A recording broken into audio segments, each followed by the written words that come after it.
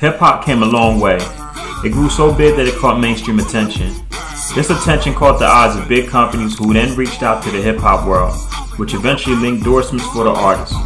Who knew that just mentioning a product at least once could generate an abundant amount of dollars for the brand and the artist?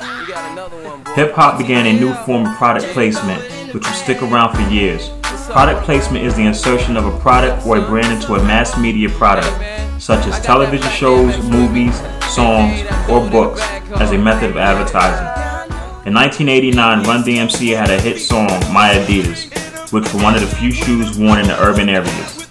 But it wasn't until the performances in Madison Square Garden when the crowd was asked to raise their Adidas to the ceiling. The company's representatives realized the great marketing potential behind the song and linked Run DMC with a $1.5 million endorsement deal.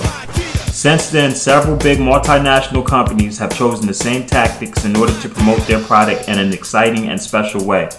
A product endorsement deal works like this. The company hires an agency that can find an artist that is able to write a song which mentions the product. The company of the product still has the final say over the lyrics. The artist isn't always paid up front. Instead, a certain amount of money is received each time the song is played on the radio, which is called royalties. This strategy was developed by Maven Strategies so that the artist could work at his or her highest potential to achieve the goal of the brand. Some famous brands mentioned in songs like Courvoisier and Seagram, which produces drinks. Courvoisier collaborated with Busta Rhymes in order to promote the company's cognac. The group mentioned the product in one of their songs prior to. Courvoisier made a paid lyrical endorsement deal to multiply the sales of their drinks.